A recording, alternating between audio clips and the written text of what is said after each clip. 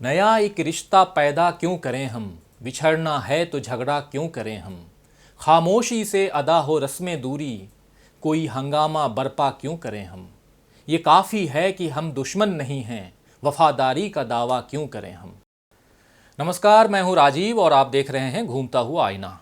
महाराष्ट्र के नगरीय निकाय चुनावों और ओडिशा में पंचायत चुनावों के नतीजों से भाजपा अति उत्साहित है। यूं तो महाराष्ट्र में अभी भाजपा की ही सत्ता है, लेकिन शिवसेना के आगे छोटे भाई की भूमिका निभाना अब उसे रास नहीं आता। विशेषकर केंद्र की सत्ता में आने के बाद राज्य में उसके तेवर बदल गए हैं। उधर शिवसेना को भी यह कतई मंजूर नहीं कि मराठी मानुस उसकी जगह किसी और को अपना नेता माने। बीते कुछ महीनों से भाजपा शिवसेना के बीच की कड़वाहट खुलकर जाहिर हो रही थी। नगरीय निकाय चुनावों में सीटों के बंटवारे पर भी इसका असर पड़ा, लेकिन अब चुनावी नतीजे आने के बाद समीकरण बदल रहे हैं। देखिए रिपोर्ट। महाराष्ट्र निकाय चुनावों में बीजेपी ने जीत का परचम लहरा दिया है। शिवसेना हालांकि बड़ी पार्टी है, लेकिन बीजेपी भी पीछे नहीं है, बल्कि उसकी जीत ज्यादा तगड़ी इसलिए है कि बृहन्मुंबई महानगर पालिका यानी बीएमसी में 31 से बढ़कर उसकी सीटें 82 हो गई हैं। पहले चंडीगढ़, गुजरात, फिर ओडिशा और अब महाराष्ट्र के स्थानीय निकाय चुनावों में जीत से गदगद बीजेपी इसे देश के अन्य हिस्सों में भुनाने के लिए तैयार है। बीजेपी के नेता इसे नोटबंदी के कड़े फैसले को जनता का समर्थन बता रहे हैं। महाराष्ट्र की राजनीति लंबे समय से कांग्रेस एनसीपी के गठजोड़ बनाम शिवसेना बीजेपी के बीच मुकाबले की गवाह रही है, लेकिन अब स्थिति एकदम बदल गई है। शिवसेना बीजेपी साथ होते हुए भी अब अलग हैं। शिवसेना बड़े भाई की भूमिका से बाहर निकलने को तैयार नहीं है, जबकि आम चुनाव, विधानसभा चुनाव और अब नगरीय निकाय में भी उसे भाजपा के आगे पस्त होना पड़ा है। जी हां, शिवसेना और भाजपा क्या अब अपनी भूमिकाओं को बदलकर साथ आएंगे या अलग राहें पकड़ेंगे। हिंदुत्व का एजेंडा दोनों का एक जैसा है, आर्थिक नीतियां भी एक ही तरह की हैं, फिर विरोध का क्या मतलब। वहीं दूसरी ओर भाजपा इन चुनाव परिणामों को विधानसभा चुनाव में भुनाने में लगी है। कई सवाल हैं जिन पर चर्चा के लिए आज हमारे साथ देशबंधु ऑनलाइन के एडिटर अमलेंदु उपाध्याय हैं। अमलेंदु जी, आपका बहुत बहुत स्वागत। क्या लगता है अमलेंदु जी आपको कि इन चुनाव नतीजों का असर भाजपा और देश की राजनीति पर किस तरह पड़ेगा? देखिए, असल में भारतीय जनता पार्टी के पास एक कला है जी। और मुझे लगता है कि उस कला को दूसरे दलों को भी सीखना चाहिए कि अपनी हार के जश्न को किस तरीके से मनाया जाए कि वो दूसरी जगहों पर असर पड़े, उसका वहाँ चुनाव को प्रभावित किया जा सके। अगर आप इन चुनाव की सही तरीके से विवेचना करें जो मुंबई में हुआ है, तो भारतीय जनता पार्टी को कोई जीत हासिल नहीं हुई है। अगर जीत हासिल हुई होती तो आज बीएमसी में उसका स्पष्ट बहुमत होता, लेकिन बहुमत नहीं मिला है, जबकि सरकार उनकी महाराष्ट्र में है। तो बड़े भाई की भूमिका में भारतीय जनता पार्टी को आ जाना चाहिए था, लेकिन वो नहीं आ पाए। लेकिन इस तरीके से जश्न जिस तरीके से मनाया जा रहा है, ये दिखाया जा रहा है कि जैसे बहुत बड़ी फतह जो है वो भारतीय जनता पार्टी ने हासिल कर ली है। तो मुझे नहीं लगता कि इसका कोई असर जो है वो कुछ पड़ेगा। लेकिन हाँ, भारतीय जनता पार्टी जो उत्तर प्रदेश के अंदर चुनाव हो रहा है, जो बचा है अभी 3 चरणों का चुनाव, उसमें अपने कार्यकर्ता को एक थोड़ा सा मॉरल, उसका करेज जो है वो ऊपर उठा सकती है कि देखो वहाँ जीत हासिल हुई है, और तो उसके जो कार्यकर्ताओं के अंदर एक उत्साह है उसको भर सकती है। बाकी स्थानीय निकाय के चुनाव का कहीं भी देश की राजनीति पर कोई असर नहीं पड़ता है, और ख़ासतौर से जो पश्चिम है महाराष्ट्र में, उत्तर में उत्तर प्रदेश है, तो महाराष्ट्र का असर अगर उत्तर प्रदेश में कुछ पड़ने लग जाए, मुझे नहीं लगता कि इस तरीके का कोई असर पड़ेगा। बस सिर्फ असर ये पड़ेगा कि भारतीय जनता पार्टी के जो कार्यकर्ताओं में एक जोश भरने का काम है वो भारतीय जनता पार्टी कर सकती है। जी अमलेंदु जी, और मैं इन दोनों पार्टियों मतलब भाजपा और शिवसेना के बीच एक तीसरी पार्टी है, वो है मनसे। मैं मनसे की बात करना चाहता हूं, क्योंकि पिछली बीएमसी चुनाव में 28 सीटें जीतने वाली मनसे इस बार के चुनाव में 7 सीटों पर सिमट गई है।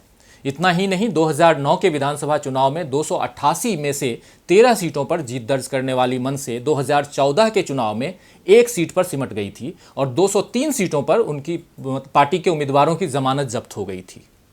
दरअसल मुंबई में बाहर से रोजी रोटी के लिए आए लोगों के खिलाफ रणनीति ही मनसे का यूएसपी रहा है। लेकिन ऐसी हार क्या इस बात का संकेत है कि निगेटिव पॉलिटिक्स लोगों के बीच अपनी जगह नहीं बना सकती?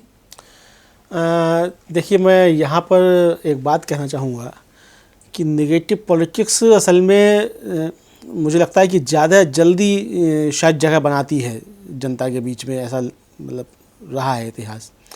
लेकिन यहाँ तो बिल्कुल दूसरा हम देख रहे हाँ, हैं, लेकिन क्योंकि मैं जिस उसी प्रकार चीज मन को से सिमट रही है। जी जी और मनसे का कि यूएसपी ही रहा है कि वो बाहर से आए हुए लोगों के खिलाफ आवाज करे। जो मराठी मानुस की बात होती रही है। हाँ, तो देखिए, उसमें अगर आप इतिहास उठा कर के देखें तो जो मनसे की आज यूएसपी है, ये इसी यूएसपी से शुरुआत शिवसेना की हुई थी। और बाल ठाकरे का जो आंदोलन था वो सबसे पहले दक्षिण भारतीयों के खिलाफ शुरू हुआ था, लुंगीवाला के खिलाफ जिस तरीके से शुरू हुआ था। तो वो यूएसपी शिवसेना की थी, उसी यूएसपी में से निकल के मनसे आई है। असल में जो निगेटिव पॉलिटिक्स होती है उसके अंदर एक बड़ी बात ये है कि बड़ी मछली छोटे मछली को खाती है। तो जो बड़ा जो ज़्यादा नेगेटिव लाइन खींच सकता है वो छोटे नेगेटिव लाइन वाले को अपने में खा लेता है। और यही स्थिति मनसे के साथ भी हो रही है और यही शिवसेना के साथ भी हो रहा है। आप दोनों को देखिए, मतलब शिवसेना बड़े भाई की भूमिका में थी, आप भारतीय जनता पार्टी उससे अगर लंबी लाइन खींच रही है तो इसलिए कि शिवसेना उस आक्रामक सांप्रदायिक राजनीति में भारतीय जनता पार्टी के सामने छोटी साबित होती जा रही है।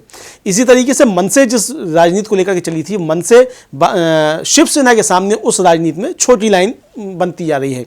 तो इसलिए लोगों को जब लगता है कि भाई जो बड़ी लाइन उस नेगेटिव पॉलिटिक्स में खींच रहा है, तो जो नेगेटिव सोच होती है वो बड़ी लाइन के साथ जाती है। हम इसको दूसरी तरीके से भी समझ सकते हैं। हम पंजाब का उदाहरण अगर अपने सामने लें, अकाली दल को छोटा किया एक समय में भिंडरवाला ने आगे आकर के जी। तो जिस नेगेटिव पॉलिटिक्स को भिंडरवाला आगे लेकर के गए, अकाली दल भिंडरवाला के सामने छोटा हो गया। यही स्थिति महाराष्ट्र में भी हो रही है। इसको अगर हम एक तरीके से देखें, उत्तर प्रदेश के अंदर हम देखना चाहें, योगी आदित्यनाथ इस समय भारतीय जनता पार्टी का एक चेहरा मतलब हैं और थे भी। यही योगी आदित्यनाथ पूर्वांचल में, खासतौर से गोरखपुर मंडल जो है उसमें एक बड़ी ताकत एक समय में हुआ करते थे, महंत अवैधनाथ, हिंदू महासभा। लेकिन भारतीय जनता पार्टी ने धीरे धीरे उनको अपने अंदर आत्मसात कर लिया। आज योगी आदित्यनाथ अंदर से बहुत नाराज हैं भारतीय जनता पार्टी से कि भाजपा ने उनको अपना फेस उत्तर प्रदेश में नहीं बनाया। लेकिन चूंकि भारतीय जनता पार्टी उस सांप्रदायिक राजनीति में या कहीं हिंदुत्ववादी राजनीति में योगी आदित्यनाथ से बहुत लंबी लाइन खींच चुकी है, इसलिए योगी आदित्यनाथ आज विद्रोह करने की स्थिति में नहीं है। लेकिन आज अगर यही स्थिति आज से 10 साल पहले होती तो मुझे लगता है कि योगी आदित्यनाथ एक लंबी लाइन भारतीय जनता पार्टी के खिलाफ विरोध की खींच सकते थे। वही स्थिति आज मनसे और शिवसेना दोनों के साथ वहाँ हो रही है। तो मनसे असल में जो सिमट रही है, तो मनसे को आधार जो है वो शिवसेना ले रही है और शिवसेना को चुनौती जो है वो भारतीय जनता पार्टी वहाँ दे रही है।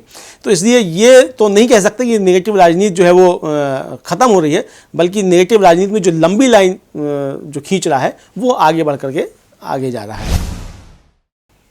और इधर इस बीएमसी चुनाव में कांग्रेस का लगभग सफाया हो गया है। 2014 के लोकसभा चुनाव में मिली करारी हार के बाद ये सिलसिला अभी भी जारी है। बीएमसी में पिछली बार 52 सीटों के मुकाबले इस बार 31 पर आ गई कांग्रेस। इस नतीजे को लेकर कांग्रेस में घमासान और बढ़ गया है। नारायण राणे ने मुंबई कांग्रेस चीफ संजय निरुपम के खिलाफ मोर्चा खोल दिया है। तो हार की जिम्मेदारी लेते हुए निरुपम ने इस्तीफा तो दे ही दिया और हार के लिए सीनियर नेताओं के भीतरघात को जिम्मेदार भी बता दिया। देखिए ये रिपोर्ट।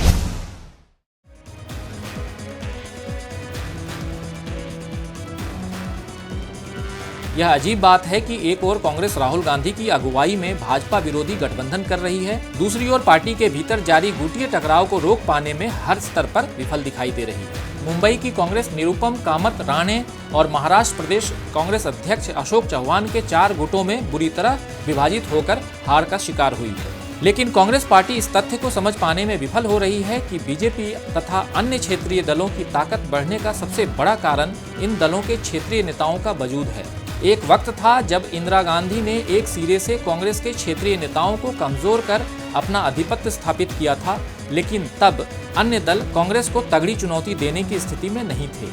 दरअसल कांग्रेस के भीतर क्षेत्रीय नेतृत्व के नाम पर चापलूस नेताओं की लंबी कतार लग गई है। ये कमजोर नेता पार्टी को मजबूत करने की बजाय गुटिये संघर्ष में उलझे हैं, जिसका घातक परिणाम मध्य प्रदेश, छत्तीसगढ़, दिल्ली, उत्तर प्रदेश हर जगह देखने को मिला है। तो अमलेंदु जी, क्या लगता है आपको कि राहुल गांधी इस बीमारी का इलाज करने में सक्षम नहीं है या ये वो बीमारी की जड़ को पकड़ ही नहीं पा रहे हैं? अब मैं ये तो नहीं कह सकता कि वो इस बीमारी का इलाज करने में सक्षम है या अक्षम है, लेकिन एक बात ज़रूर है कि वो इस बीमारी की जड़ को या तो पकड़ नहीं पा रहे हैं और अगर पकड़ ले रहे हैं तो उनके अंदर शायद इच्छा शक्ति नहीं है इस बीमारी को दूर करने की, या हो सकता है कुछ अंदरूनी कारण हो, या अभी ये भी हो सकता है कि चूँकि पूरी तरीके से कांग्रेस का जो हाईकमान है वो उनके कब्जे में पूरे तरीके से नहीं आया है, अभी वो उपाध्यक्ष ही हैं और सोनिया जी अभी अध्यक्ष हैं, तो इसलिए वो कुछ फैसले नहीं ले पा रहे हैं। और एक चीज़ और भी मुझे लगती है, चूँकि ये परवरिश का भी एक असर पड़ता है, किस तरीके से आपकी परवरिश हुई है। चूँकि ज़मीनी राजनीति का उस तरीके से राहुल गांधी को अभी अनुभव नहीं है जिस तरीके से एक राष्ट्रीय नेतृत्व को कांग्रेस के होना चाहिए था।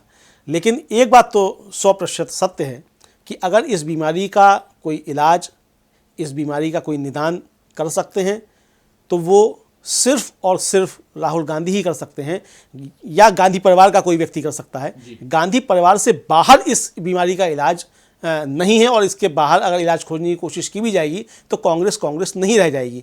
क्योंकि कांग्रेस मतलब गांधी परिवार मतलब कांग्रेस, ये एक चीज़ बन चुकी है। और इस शायद इसी कारण सोनिया गांधी को फिर से आना पड़ा था। जी जी जी जी बिल्कुल इसी आना पड़ा। और आप देखिए कि नरसिंहा राव जो बीज बो गए, उस बीज की जो फसल उग रही है उसको गांधी परिवार भुगत रहा है। मतलब इस बीमारी की जड़ गांधी परिवार में नहीं है, सोनिया गांधी या राहुल गांधी इस बीमारी की जड़ नहीं है। इस बीमारी के जड़ के बीज जो नरसिंहा राव बो गए थे, उनका जो फसल अब उग रही है उसको काट रहे हैं और भुगत रहे हैं, उसको भुगत रहे हैं। और मुझे लगता है कि काफ़ी लंबे समय तक इसको भुगतते रहेंगे। और आप देखिए कि जो शत्रप जो इस समय उभर करके सामने आ रहे हैं और जिनके ऊपर राहुल गांधी की या सोनिया गांधी की पकड़ कमज़ोर होती जा रही है, ये सारे बीज जो हैं ये नरसिंहा राव के ही बोए हुए हैं। तो इसलिए जब तक कि उस नरसिंहा राव ने जो बीज बोए थे उसको गांधी परिवार ख़त्म करने की स्थिति में नहीं होता है, उस जो पौधे उगाए हैं उनकी जड़ों में मट्ठा नहीं डालता है गांधी परिवार, तब तक इस बीमारी का इलाज नहीं मिल सकता है। गांधी परिवार क्या मतलब? राहुल गांधी मतलब हाँ, राहुल गांधी मतलब राहुल गांधी ही। और मुझे लगता है कि राहुल गांधी को अब एक मतलब फैसलाकुन स्थिति में आना चाहिए। अमलेंदु जी, लेकिन मैं यहाँ एक बात और जोड़ना चाहूँगा कि राहुल गांधी युवा नेता हैं और युवाओं की एक लंबी फौज है, बड़ी फौज है उनके पास। और वो अगर चाहते तो जो अभी महाराष्ट्र का बीएमसी चुनाव हुआ और उससे पहले भी महाराष्ट्र में एक युवा नेता के रूप में, एक नहीं मैं तो दो का नाम लूँगा, एक प्रिया दत्त हैं और दूसरा मिलिंद देवड़ा हैं। इन दोनों को अगर वो आगे बढ़ाएं और उनके ऊपर जिम्मेदारी दें, उसी प्रकार जैसे हम देख रहे हैं कि राजस्थान में सचिन पायलट हैं, यहाँ पे मध्य प्रदेश में अगर बात करें तो मध्य प्रदेश में भी कई हैं, लेकिन ज्योतिरादित्य सिंधिया हैं, हालांकि उनको वो आगे बढ़ाने की कोशिश की है भी पिछले चुनाव में। फिर उत्तर प्रदेश की बात करें तो उत्तर प्रदेश में जितिन प्रसाद हैं और कई। तो इन लोगों को, इनकी जो फौज है उसको अगर आगे बढ़ाएं, न कि जो पूरा जिस फसल की आप बात कर रहे हैं उस फसल को काटने के बजाय उनको अगर वो उनका परित्याग करें और नए फसल को लेकर के आए, नया जो बीज ऑलरेडी वो भी फसल के रूप में है उसको आगे बढ़ाने की कोशिश करें, तो ये दिक्कत नहीं आएगी, मुझको ऐसा लगता है। लेकिन आगे बात करें हम कि कांग्रेस और राहुल गांधी का राजनीतिक भविष्य अब उत्तर प्रदेश के चुनाव के बाद तय होगा, ये तो बिल्कुल तय है। फिलहाल मुंबई पर नज़रें रहेंगी और वहाँ भाजपा शिवसेना किन शर्तों के साथ एक साथ आते हैं और इसका आपसी तालमेल कैसा होगा ये भी देखना होगा। एक बात यहाँ और जोड़ना चाहूँगा, क्योंकि लगातार ये बात हो रही है कि शिवसेना जो है वो कांग्रेस के साथ गठबंधन कर सकती है। ये भी देखना होगा कि अगर शिवसेना के साथ कांग्रेस जाती है तो कांग्रेस का भविष्य क्या होगा, क्योंकि शिवसेना जिस प्रकार की राजनीति करती है और कांग्रेस जिस राजनीति की बात के साथ इस देश में है उसमें कांग्रेस का भविष्य भी टिका है कि आप किस प्रकार समर्थन देने जा रहे हैं अगर शिवसेना को समर्थन देते हैं बीएमसी में। इसलिए याद रहे कि हाल ही में शिवसेना ने गुजरात में बीजेपी के विरोधी हार्दिक पटेल को अपना चेहरा बनाया है। गुजरात की हम बात करें तो विरोध और समर्थन का खेल एक साथ कैसे चलेगा यह देखना दिलचस्प होगा। फिलहाल उत्तर प्रदेश चुनावों के मद्देनज़र भाजपा महाराष्ट्र की जीत से खूब उत्साहित है और 25 फरवरी को, मतलब आज जिस दिन हम ये प्रोग्राम कर रहे हैं, इस दिन ये विजय दिवस मनाने के लिए तैयार है। प्रधानमंत्री ने इस जीत पर कहा है कि दिल्ली के एयर कंडीशन कमरों में बैठकर राजनीति पर चर्चा करने वालों को अंदाजा नहीं होगा कि देश में कैसी आंधी चल रही है। कल ही शिवरात्रि थी, महाशिवरात्रि थी, और कल का एक बयान और मोदी जी का आया जिसमें उन्होंने कहा कि भगवान शिव की तरह देश के लोगों में तीसरा नेत्र होता है, वे तीसरे नेत्र से भली भांति भांप लेते हैं कि सही क्या है और गलत क्या है। बेशक अपनी जीत पर भाजपा जश्न मनाए, लेकिन याद रखे कि मैं ये मानता हूं कि मेरे दिए तेरी आंधियों ने बुझा दिए, मगर एक जुगनू हवाओं में अभी रोशनी का इमाम है। बहुत बहुत धन्यवाद अमलेंदु जी कि आपने चर्चा के लिए वक्त निकाला। आज के लिए बस इतना ही, फिर मिलेंगे खबरों के नए आईने के साथ। तब तक देखते रहिए DB लाइव। नमस्कार।